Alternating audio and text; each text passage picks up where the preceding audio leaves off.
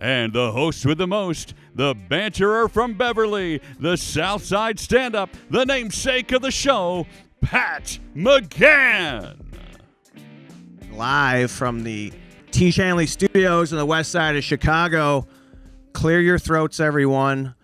Get those pipes clean. You're going to want to sound extra clear and crisp today, and you're going to be listening to that. We have a professional joining us, the voice of Chicago. How about this? Tim Sinclair is with us. Tim, how are you, man? I'm great. That was quite the introduction. I'm not sure my voice has even warmed up to the specifications you just described. Is this early for you? It's early for me, yeah. I have a question for you on some vocal exercise stuff and warm-up stuff. But first, I just want to tell everybody, because I know in Chicago, you're known to be the voice of the Bulls, the Bears, the Chicago Fire. Correct. Now, also, University of Illinois Fighting Illini, the Sweet 16 men's basketball team. All right, ILL. How about it, dude? I didn't go there, but I can respect. I told my sons the other day, we were watching the game, I was like, never, ever take a Sweet 16 for granted. It feels like, all you got to do is win 2 games and you're there. It shouldn't be that hard. But, man, it is not an easy thing, and so we're always excited when something like that happens. How about the St. John's and Iowa, two, you would think, decent programs, solid. They haven't, neither of them been since 1999. Right.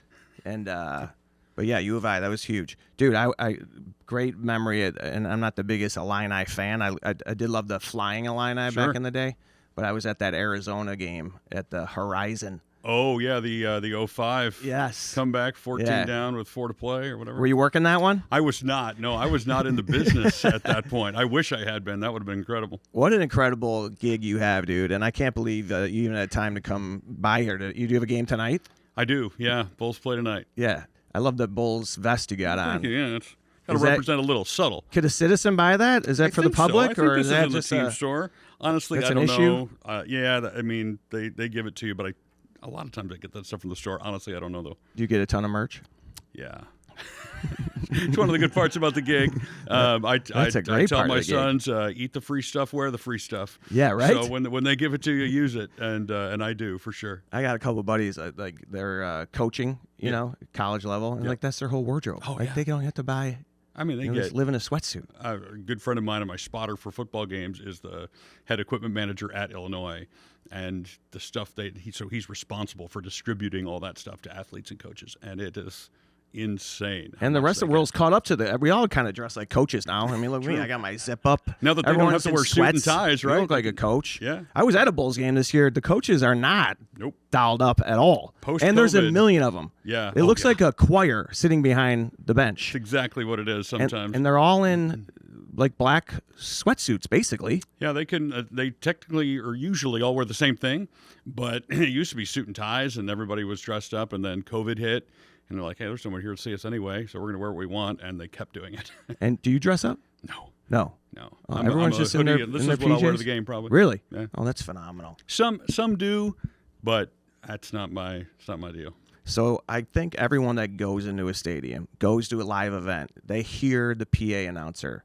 Not that you take it for granted, but it is part of the backdrop. Sure. But I'm sure a ton of people think, how do you get that gig? That's a great, you must be having a good time. Yes, to that last part. How you get it, I don't know. It was a complete accident. I thought I was going to be an architect, honestly. Really? That's what I thought my job was going to be. I went to University of Illinois to study architecture, and needed what kind a job. of architecture did you want to do? I didn't care at the time. You don't know. Did you have an inspiration? Were you into Legos as a kid? My son wants to be an architect, and he loves Legos. I don't know. I'm trying to draw. I mean, I liked them, but I really, in sort of early junior high, my uncle was he was selling and installing windows, and so he had floor plans around all the time. And I saw those, and I fell in love with the floor plans. I just liked how they looked and how design, in straight lines and right angles, and I guess my OCD enjoyed that. And so I started doing them. I wasn't designing anything in particular. I just wanted to see if I could recreate these floor plans. And by early high school, I had builders in the small town I lived in outside of Champaign asking me to do floor plans of houses they were building Oh, for you're like a insurance prodigy. companies. And yeah, I guess it would. Nobody else was doing it, and Your designs were different. They weren't like Mike Brady. You ever see that in the Brady cutter. movie? every presentation is the house. It was similar, maybe, but I was 15. Yeah. And I'm doing these floor That's plans. wild, dude. And they were giving them to the insurance companies and to the banks so that they could insure and fund these houses. And so I thought, well, that's just what I want to do. And I got into college, needed a job, got a part-time job at a radio station. I just asked. Did someone say, like, hey, you got a voice for radio? No, not at the time, really. But I asked a guy who I knew. He went to my parents' church. He said, hey, can I help? And he said a line that changed my life. He said, do you want to be on the air? Wow. And I was like, all right.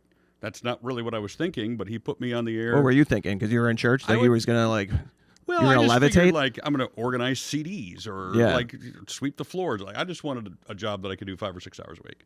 But he put me on the air, and I was terrible, but I loved it. And that passion That's how you get good, really right? sort of, fueled the ability to eventually get here. To answer the question you originally asked, you work a lot. Yeah. You do a lot of games, a lot of college wrestling meets and swimming and diving and stuff that nobody goes to, and eventually start getting some opportunities, and then one day the Bulls call. When your skin looks better, you feel more confident everywhere you go.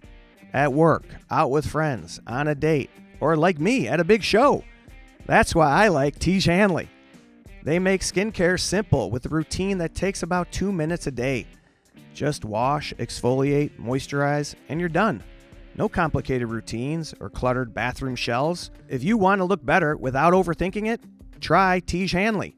Check it out at tiege.com/Pat and get 40% off and a free gift. That's tiege.com/Pat. Tiege Hanley. Put your best face forward. Yeah, so how did that all come together? Is that your first gig in the NBA? No, so my first professional gig was with the Fire. I'm on season 13, I believe now. I won a YouTube Sounds like contest. you're talking about the NBC show, Chicago Fire. Right, it does. I'm on season 13, and I play the PA announcer. I wish that would pay better. But that was my first sort of professional job. And then the Pacers in Indiana were looking for a guy in 2018. And I ended up getting that job. And I thought I was going to be there forever. These jobs probably don't come open often. I say you're much more likely to be the next point guard for the Bulls than you are to be the next PA guy for the Bulls. Really? For sure. I mean, yeah. There's been 3 of us since '76. Wow. So yeah, Ray Clay, Tommy Edwards, and me. Steve Scott did it for a couple years in there, sort of as a fill-in between Ray and when Tommy came back. But they don't come open very often. And with the Bears, Jim Rebant did it from '83, I think, till when I took over. So if you don't get it as soon as it comes open, you don't get it. And so I was with the Pacers, and both of those jobs came open at the same time. And I went, I would be a fool not to go for it. And so I reached out to the Bears, and the Bulls reached out to me. And it's like auditions. You got to rehearse. You got to some of those. Yeah. Although the Bulls was interesting because it happened right as COVID hit. Oh yeah. So I had done the All-Star game in Chicago, but I was the Pacers PA guy at the time.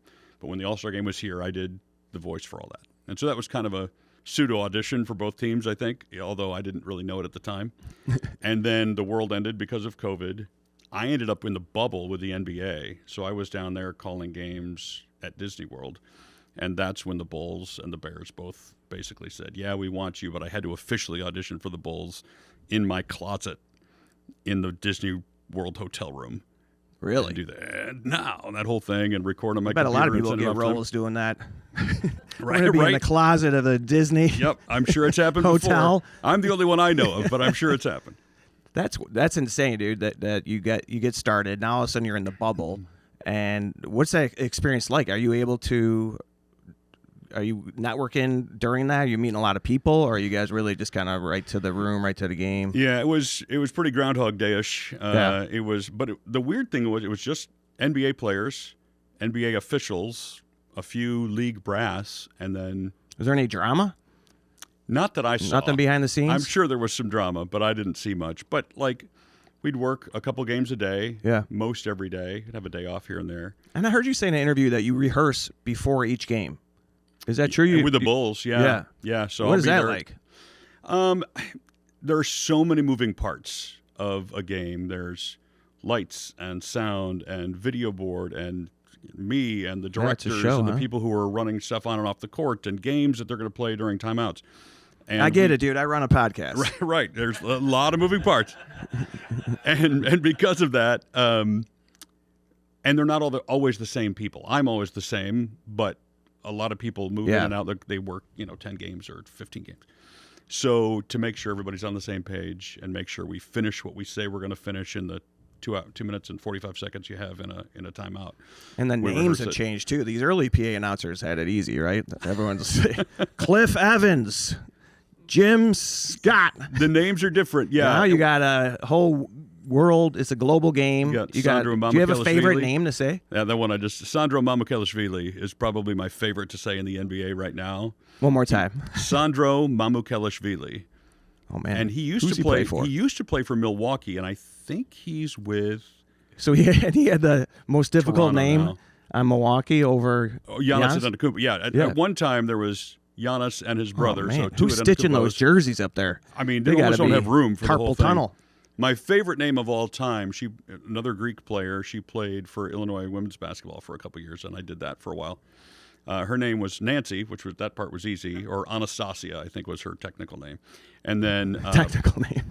But we called her Nancy because her last name was Panayatopoulou Andritopoulou.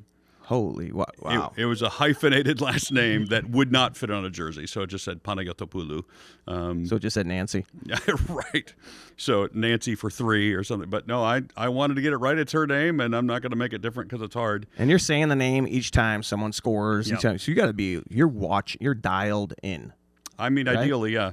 Do you have a drink when you're watching the game? I mean, of water, yeah. Yeah, warm, lukewarm. No, cold? I usually have some water and then something carbonated. Something about the bubbles helps. Yeah, a little fizz. But I'm not really a warm drink unless I'm sick. Yeah, I will try to avoid warm drinks. And you ever have like a time where like your voice is shot? You're like, oh man, I'm. Not really. Every once in a while you get sick and you just it sounds a little different or it hurts to push through. When I do the Illinois High School State Championships, and so Thursday you have 6 games, Friday you have 6 games, Saturday you have 4 games. So after whatever that is, 16 games in 3 days, I'm tired for sure. Oh, I bet. And but your voice is a muscle. You got to watch each, So dude, I went to Marist High School. They just won their first state championship. That's right. Yeah, congratulations. How about that? Only the second private school in the city of Chicago to ever do that. That's like a Hoosier story. Sure it is. There'll be a movie soon, I'm sure. Yeah, right? We'll be in it. Yeah, right. So you got the basketball game, very fast paced. You're calling every bucket. What do you call it? The made baskets? Made baskets, free throws, fouls, and things that the officials need to relay to the teams or to the crowd. Now they have a mic which. Do you go a little extra for a 3? What's your 3? For sure. What is that? So with Illinois, it's always been 3 points, Illinois, and then whoever made the basket. With the Bull, NBA is so fast, you almost don't have time for all of that information because the other team's back down the court. So it's 3 points, and then whoever made the basket. So, love that, dude. Yeah, and you have simple but hopefully effective. Yeah, right. And then a football game. What do you call them? You call them more? It's actually more because in basketball you don't call when something doesn't happen. Yeah. But in football, if Caleb Williams throws an incompletion, you're saying incomplete pass intended for Roma Dunze, 2nd and 10 for the Bears to their own 25-yard line. And so every single play. Are you ever tempted to do that in basketball? Like brick. Missed shot, Sandro Mamukelashvili. Yeah. What was he thinking? I mean, I had a boss who used to tell me you can say anything you want to one time. Oh, yeah. So that would be my one time, I think. Which one do you, I mean, I don't want to put you on a spot. Which one do you enjoy more? They're each different. Got to be at the Bears game, you're inside. You have warmth. You don't have to feel the elements. Correct, which is ideal. And you you don't have to travel, obviously, right? No, which allows me to do 4 or 5 different sports at the same time because I just have to deal with home schedules. I don't know that I have a favorite. I love the environment of basketball in that I'm on the court experiencing the game like a player. Yeah. So when the crowd Did you gets play? big, I did in high school. I maybe could have in college if I'd not gone to the University of Illinois. But Was it tough in high school to be designing banks and post offices while you also only had practice? residential architecture? It would have been just illegal residential? to do anything else. No, I didn't feel like it was at the time. I didn't have much of a life outside of extracurriculars. But that's okay. Tiege Hanley has changed my life. My skin has been amazing. We're the #1 men's skincare routine in America. When I got here, they go, we're just waiting for the podcast guest. We know you're here for pictures. They thought you were a model? Yeah, you guys, he's glowing. In fact, Nate Bargatze was like, your skin's awesome. Just like, I look forward to I'm washing my face before I go to sleep. I think we haven't had any 40-year-olds on the podcast. And I said, I'm 50. And everyone goes, what? Tiege Hanley.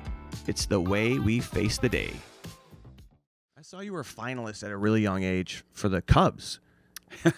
There was Yeah, like an 20 open call. Yeah, they did a YouTube cut. First, really, to my knowledge, first time anybody ever done it. The Cubs, all of a sudden, like in February, were looking for a new PA guy. The other guy sort of quit last second, been doing it for 20 years. And I was doing morning radio, and I was like, this would be a great bit. Let's just do a bit of me auditioning for this. We'll talk about it on the air. We'll go through the process. And we wanted to let our listeners know, because we serve champagne in Chicago, like, you could do this too. So I literally recorded this video at 5 a.m. before the morning show started and sent it in. We talked about it on the air, and I forgot completely about it. And then all of a sudden, March, I think 11th, 2011, I get a phone call from Joe Rios at the Cubs. And he says, hey, this is Joe. Wondered if you'd be interested in coming to Wrigley Field to audition. Wow. I was like, yeah. Yeah. Let me do that. So I went up. 24 others were there. Just this big casting call. I imagine it very much like an LA casting call, where everybody's just sitting on these chairs around this room, and you're waiting to go out there. Are you talking to each other at all? A little, yeah. And Do you use a different voice? No, I didn't. Well. Like talk like Mickey Mouse? Like A lot of everyone's like, guys "Wow, would how the do- hell did this guy get in here? What are they looking for? This was a pissing contest for Oh, a yeah. lot of these dudes. Like, they were overdoing it. Hi, how are you? Oh, yeah, It's yeah. like, all right, come on. And I was. Did that take a lot of effort to do that just now? Or is that No. No, that's you talk from a different place in your chest, and Are you really dialed into that? The diaphragm? is. That is a thing? I don't think about How it. do you know you're doing it? Your abs tighten when you do it, and Yeah? you just. I can go from this to this pretty quickly. See, I blow my voice out if I don't have a monitor. If I can't hear Yeah. myself back. Well, that does happen. If I don't have headphones on at a game, Yeah. I'm trying to hear myself through the system. And so then it's not it's different. The resonance is different than volume. So I'm talking at the same volume, but the resonance is going down. Now, when you can't hear yourself, now you're sort of screaming through it, and that's what'll blow your voice out. Are you a good singer? I can sing. I haven't done it in a long time, but You want to I do not. Come on. What- What do you think? Right. That one I would do. If they but the problem is the relationship with the Cubs now that I'm a Bulls employee is a little different because the ownership group owns the White Sox and they're competitors in the baseball space. So I have done 4 or 5 White Sox games, but I'm not sure I'll have an opportunity to do a Cubs game anytime. You filled in for Gene? I have, yeah. Yeah, he sure. does a lot of work too. He does, yeah. He and I were like the president and vice president. We're not allowed to be on the same plane at the same time. So we're always, we're rarely in the same spot because we're usually working opposite events or filling in for each other. You ever crush some heaters with him? He can. He always has an exit plan for the building, so he can go smoke. I don't drink, don't smoke, no drugs. No, I like it's just. You're like Gerardo. I guess I just it's my. Some guys it works. Gene, obviously, it works for him, but Yeah. That was a for me. Rico Suave reference. That's a verse. Yeah. Did anyone? You guys all get that one? I remember. I mean, come on. It's a blast from the That past, was, but I remember what, it. I was straight alive edge? for Yeah? sure. Yeah, Yeah, we're probably close to the same age. I'm going to be 50 this year. I am almost 48, so yeah, Yeah. close. Oh, dude. Are you a Zennial too, or are you a little past that? No, I don't know what that is. So that's the little. It's like a 6-year window between Gen X and millennials, where we did not grow up with the internet at all. But like as soon as we hit college, I feel that for sure. Yeah, that was my as soon experience. as you hit college, then like No, I was out of college. okay, So I was already I'm already obsolete. I'm like a. So They don't I- make these anymore. I feel like That's we just played sad, outside till the isn't it? street lights went on. Your parents would call you into the street lights. Oh, yeah. But then you go to college and you have the internet and an email address, and so it's like a very split existence for how you grew up and how you've lived your adult life. So Yeah, it is wild. It's like I feel that with not even just the kids, but people like 10 years younger, 15 years younger. Big difference. All right, I wanted to ask you about the vocal exercises because I'm curious about that. Do you have a thing that you warm up with? Anything that you're going to be disappointed with my answer. No. Good. I No, don't. I'm not disappointed. Yeah, I'll I just was have to ask someone else to be on the show, and I can finally learn how to. no. warm up my- The voice is a muscle. I was saying that a little earlier, and the more you use it, the stronger it gets. And so, literally, all I do for a living is talk. And so, I feel like I've strengthened that muscle over time. Doesn't mean it will get tired. It won't give out on you, but just talking gets warms me up. So I like that. When we started, I was a little scratchy, and now I feel like I'm getting better. And by the time this is over, it'll be perfect. So, What is your the stank that you put on your Bulls intros that you're most known for? You think? yeah, the Bulls intros are interesting because, to me, they're the greatest introductions in the history of sports. Right? And a lot of people have copied this. Yes. Is it documented that they were the first ones Yes. to turn the lights off, bring the spotlights, They were. and in the old stadium? Did you have that experience? Because I grew up. I going never to- went to Chicago Stadium. No. I went to Chicago Stadium a few times, and it was darker. Yep. And it was, no video component. Yep. Because the video does light up the Correct. arena a little bit. So the spotlights were that much more dramatic. Yep. Especially it just looked like a little corner of the stadium was lighting up, and Yep. I never had good seats. I'm up in the rafters. But this is a special intro. Yeah, and so the funny part is it has so little, if anything, to do with me. Like I'm the Come on, no, I mean, I'm the caretaker of it right now. you remember Ray Clay getting he was he probably wasn't paying for a dinner in town. He was celeb status. And that's my point. He and Tommy created it. Ray made it famous in the 90s when NBC started to carry those introductions, and thanks to Michael Jordan.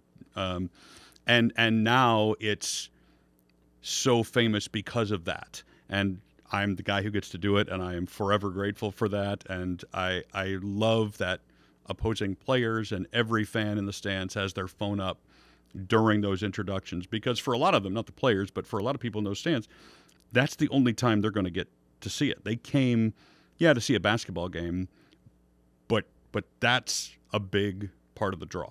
Yeah. And so for me, I wanted to pay respect to the history of it. So the man in the middle and now that whole thing like that, we're doing that because it's history. But I also it's also me, and I wanted to put my spin on it. And so that's been kind of a, you walk with fear and trembling, stepping into legend's shoes. Yeah, but you got to make it your own. Correct. At the same time. And hope to God that people like it. Yeah. And in this day and age, if they don't, they're going to tell you. And if they really don't, you're going to be looking for a job, because it's just one of those performative things that people need to like. So I already have all the auditioned- jobs. I mean, at the moment, I have a few of them, yeah. The best part about Tiege Hanley is the results. 95% of users report visible improvements to their skin, and about 80% say they start getting compliments. The routine only takes about 2 minutes a day. Wash, exfoliate, moisturize, and it's backed by the Handsome Guarantee. Try Tiege Hanley today and enhance your handsome. Head to Tiege.com/Pat for 40% off and a free gift. That's Tiege.com/Pat. Tiege Hanley. It's the way we face the day. So when I auditioned, I didn't go back and listen to Ray. I didn't go back and listen to Tommy. I just did it as I remembered it Yeah. with how I would do it in the driveway. Are you allowed to do it? Are you allowed to Sure. do pieces of it? Yeah, sure. Or you want to give us a little Now that you are warmed up, I feel it. Heads Tim. up to You're all- whoever's on the volume control. Okay. But Watch the Okay, all right. watch the headphones, boys. If you're in your car, turn this down a little bit. Get both hands on the wheel. now Everybody, the music helps, but my prepare part, I'm yourself. sure we don't have licensing for that. So, and now the starting lineup for your Chicago Bulls. come on. There you go. I got There you go. I got some chills there. There it is. Beautiful. Yeah, thanks. Do you ever do that when you wake up in the morning and you're looking in the mirror like American Psycho? Just So we've got kinda- 2 little girls in the house who Oh, okay. occasionally will mess with them. You know, That's fun. Yes, I should have asked you about your family. I didn't want to get too personal. Oh, no, with it's you. all right. But you are a public address announcer. True. Put It everything should be out public, there. right? Everything's public. So I have 2 older boys. They're 18 and almost 17, and Oh, yeah. so they've lived their lives sitting on my lap when they were little in press boxes and sitting front row at Illini games. And, That's great. So that's been, and they're both huge sports fans. So Yeah. that's been great. My wife had 2 little girls when we married, so we're kind of a blended family. They were 2 and 4 when I met them. They're 7 and 9 now, and they love Benny the Bull. They're not huge sports fans, at least in terms of following the NBA, but they're big Benny fans, and thankfully they're still big me fans. So they like if they see me on TV or they can come to a game. We'll still use the voice every once in a while. That is Comes awesome. in handy when they're in trouble too. Can you tell them to subscribe to the YouTube channel will. here that we Yeah, got? I will. They're probably have a screen, right? And you mentioned Benny the Bull. You were in a commercial with Benny the Bull, weren't you? I was, yes. State Farm called a couple of years ago and were like, "Hey." I always throw that. You see State Farm, don't you usually just throw it to voicemail? Like, oh my So God, you're trying to sell funny me you something? say that. It was I say called. The first was an email. Oh, yeah. And this was a Saturday morning email, and I almost hit delete because I assumed I have State Farm insurance, but like I assumed it was junk. But something about the title, I was like, that seems different. So I opened it, and it was essentially, "Hey, can you be in Los Angeles Monday?" This was a Saturday. "Can you be in Los Angeles Monday to shoot a commercial?" And I was like, maybe. yeah. So we were closing on our house Tuesday. The shoot was Tuesday. I was like, well, we're going to have to get some power of attorney signed like, and all sorts of later, stuff. babe. Yep. I Blend the literally family did. on your own. I showed her the email. I'm like, "Do you think it's okay for Yeah. me to leave?" She's like, "Yeah, that'd be fine. Go ahead." And so I flew out Monday. We shot all of Tuesday morning. The funny thing about that was it was one of the State Farm jingle commercials where they have people sing the jingle. Well, when we were recording this, none of those were out yet. I didn't know that was a thing. The Jimmy Fallon one hadn't aired. The Ludacris one hadn't aired. And so I get there, and the director's like, "Okay, so you're going to do this." And most of the lines were mine, which I also thought was weird. Like, you've never Benny seen the Bull me act. doesn't really talk, He does can't he? talk. And so it was Jake had like the Oh, short yeah, you line got at the Jake, end. too. Jake was there, and then one Is actress. this the original Jake? The OG No, Jake? no. This was the new Jake, Kevin. Kevin. Yeah. And who's from Chicago, by the way. Is he? And he is, yeah. He's huge. So he's a big Bulls fan anyway. So it worked out great. And he's an actor for Kevin Miles. Is his actual Oh, that's name. cool. Does he come out to games? Occasionally, he's been a few. Now he's like, Yeah. he's such celeb status. It's hard to get anywhere incognito. But they were telling me, "All right, you're gonna do this, then say this, then look here, then this is gonna happen, and then you sing the jingle." And I was like, "Excuse me, what? You gotta sing? I do what?" Like, then you sing the jingle. I'm like, "Sing?" They're like, "Yeah, it'll be fine." I was like, You've never heard me sing." And they said, "Well, it's supposed to sound awkward." I was like, "That will not be a problem." One take. Yeah, no, we did like 75 takes. And not because I was terrible, I don't think, just because they want every angle, every angle, potential option, slower, faster, higher pitch, lower pitch. They just wanted to see what sounded best.